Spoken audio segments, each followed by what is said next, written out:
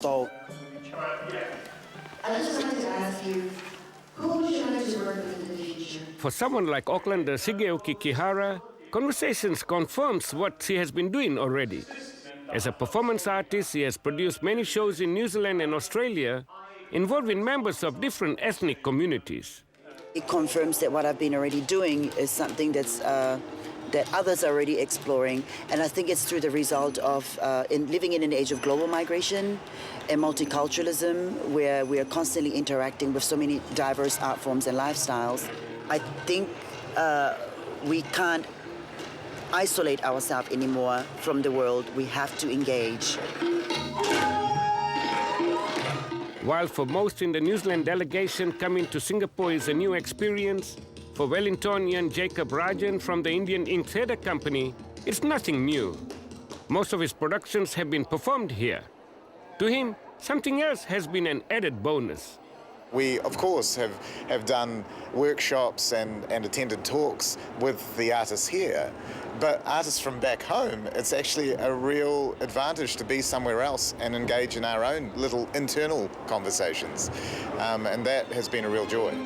With our productions back home in New Zealand, the Indian Ink Theatre Company has traditionally investigated traditional forms like mask, like puppetry, and so this opportunity to come to Asia and be so much closer to the source of those forms is very exciting.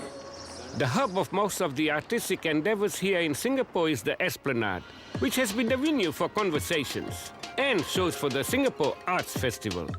Built at a cost of $650 million over reclaimed land, the Esplanade opened in 2002. Yeah, a very distinctive feature for the complex is our two domes. And while it wasn't designed to be that, it resembles very much a local fruit that we call the durian.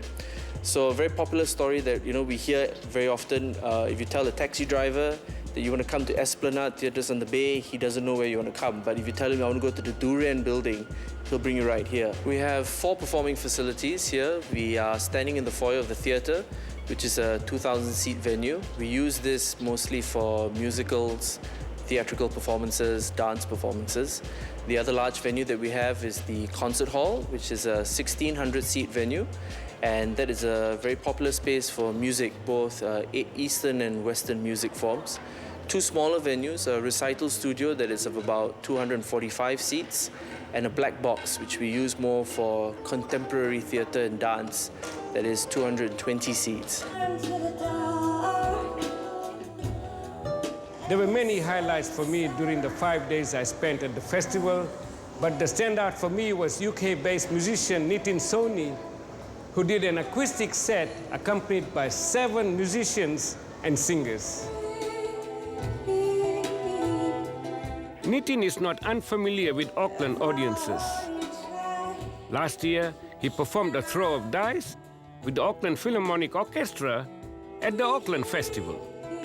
Well, first of all, the music's from albums that I've made, so it's really a retrospective of all the different albums I've done. But I'm not particularly keen on the word fusion, because I kind of think that fusion starts from the premise that everything is separate, whereas I tend to think of how you look at what is common between different cultures and different ideas and different people. So really the music that I make is very much about expressing, I guess, feeling and emotion and human perspective. So it's really coming from that angle more than anything.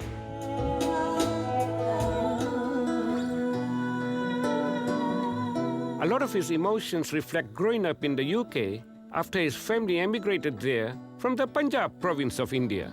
Kind of, I suppose my parents' experience as immigrants was quite formative in that, where I grew up, there weren't any other Asian kids. It was, it was in an area where I didn't really get to meet many other Asian kids. So I had a lot of racist attacks, I had a lot of racist abuse when I was growing up, and I think, my parents actually did as well. So it was quite a dark time. But then I think, a lot of the music that I make probably is as a result of the fact that I felt very strongly about making my own way to understanding my own identity. World's drifting with the sun. If I were never Nitin is a multi-instrumentalist from many musical experiences. I grew up as a classical pianist first, and then I got into flamenco guitar and got into tabla and sitar and a whole load of different types of instruments and types of music. Nitin has been a much sought-after composer and producer. He has produced 8 studio albums and done the score for over 40 films for cinema and television. He shared some of his insights on how he manages to do so much in a session as part of Conversations. I like to write for lots of different things. I mean, I guess I grew up, thinking about lots of different types of ways of expressing music. So I work a lot with theatre, with film, with TV, with video games. At the moment, I'm working the Human Planet series for the BBC, which is a follow-up to the Blue Planet and Planet Earth series. Also, I'm writing music for the Royal Opera House at the moment.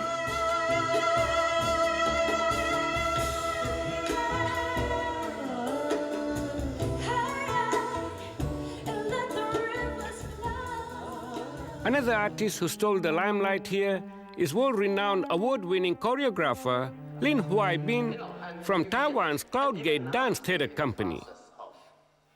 He's a 2-time winner of the National Award for Arts in Taiwan and has been celebrated by Time magazine as one of Asia's heroes. He draws from traditional Asian culture for inspiration to create dance works with innovative forms and contemporary relevance. Well, this is an area that is shared colonization, liberation, modernization, now globalization, dictatorship, corruption of the politics, the losing of culture, of the traditional culture. All this, I think, happens in this area, maybe more so than, say, in Europe.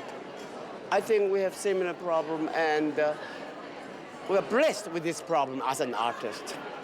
But I think it's a wonderful place to compare notes. I think it's very important for an artist to be honest with himself. And it's hard sometimes. Any time to find your own voice, to keep the dialogue with yourself fluently. Sometimes I get problem, I get blocked, I get stuck. I meditate, and I hope I can have a direct communication with myself.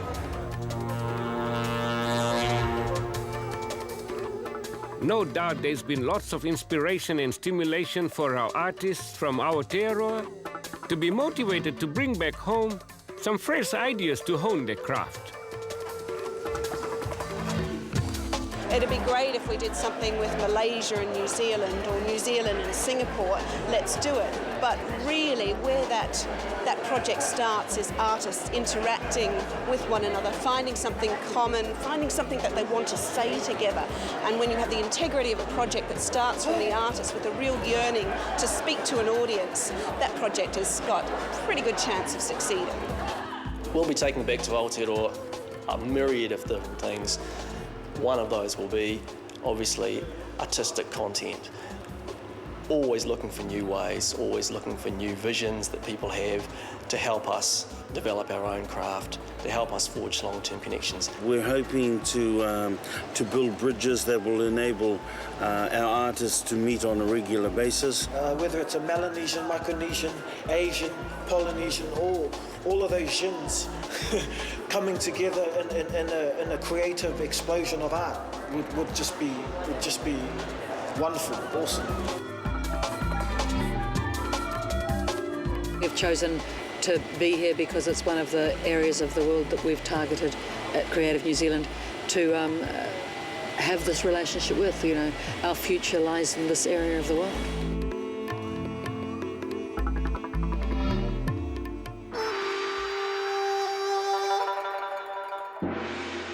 Well, that's it from us this week on Asia Down Under.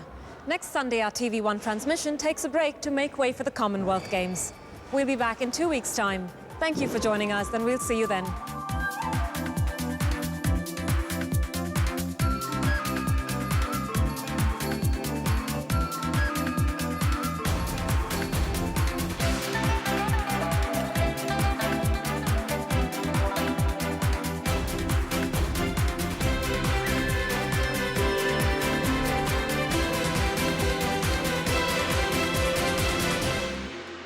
This programme was made with funding from New Zealand On Air.